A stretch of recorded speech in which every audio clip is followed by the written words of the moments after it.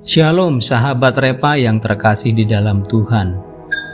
Di tengah dunia yang serba cepat, kita sering merasa kalau pintar dan tahu semua aturan sudah cukup untuk sukses dan dihargai.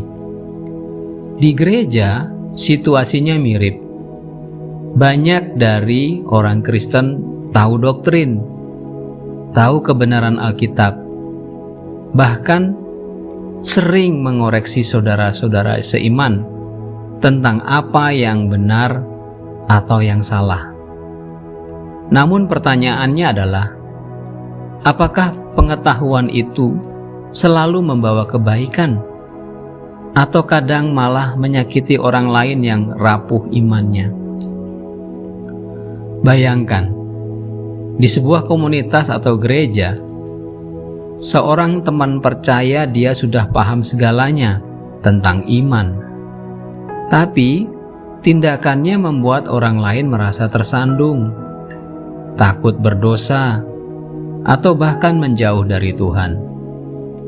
Inilah yang Rasul Paulus tangkap di jemaat Korintus, gereja yang hidup di kota kosmopolitan, penuh berhala, hiburan, dan keragaman budaya.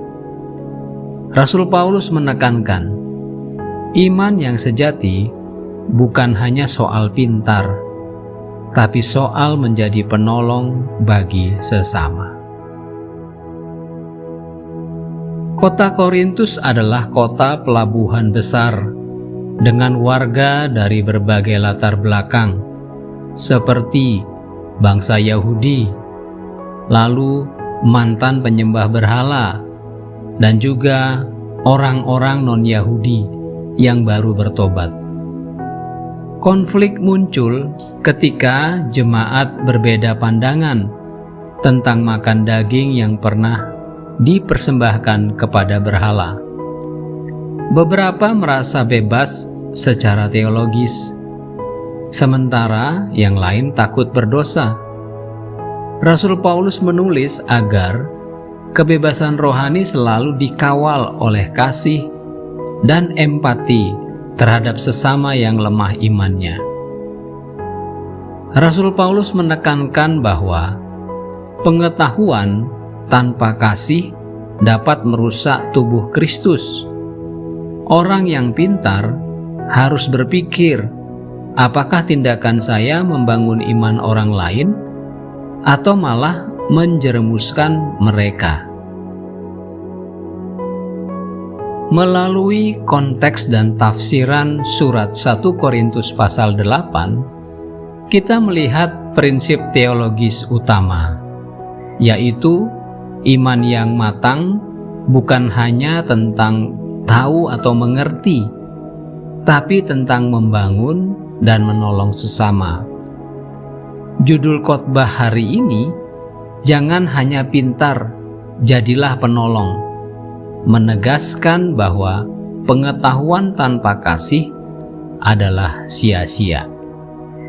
Kita belajar 3 hal. Yang pertama, kasih menjadi ukuran kebebasan. Pengetahuan rohani tidak boleh membuat kita egois. Kasih menjadi ukuran apakah tindakan kita membangun atau merusak orang lain. Saat berinteraksi di media sosial atau diskusi iman, tanyakan, apakah kata-kata saya membangun iman orang lain atau menyakiti? Pelajaran yang kedua, tanggung jawab terhadap sesama yang lemah. Kita harus memperhatikan jemaat yang rapuh. Apa yang aman bagi orang pintar bisa menjadi batu sandungan bagi orang lain. Di dalam keluarga, dalam pekerjaan, atau komunitas, bertindaklah dengan empati. Jangan hanya mementingkan diri sendiri. Pelajaran yang ketiga, ilmu tanpa empati bisa merusak tubuh Kristus. Pengetahuan yang tidak dibarengi kasih dapat melemahkan iman orang lain. Kebijaksanaan sejati selalu menyertakan empati dan tindakan nyata. Saat membimbing, mengajar, atau berdiskusi tentang doktrin, pastikan tindakan kita membangun, bukan menyinggung atau merusak iman. Sahabat, dalam dunia yang serba digital dan cepat, kita mudah mengandalkan pengetahuan, teori, atau doktrin. Tapi iman sejati tidak hanya soal tahu atau mengerti, tapi soal bagaimana kita menolong, membangun, dan melindungi iman orang lain. Sebuah ungkapan inspiratif berbunyi, "Pengetahuan bisa menuntun, tapi hanya kasih yang menolong." Jadilah terang yang membimbing, bukan hanya cerdas yang membuat orang tersandung.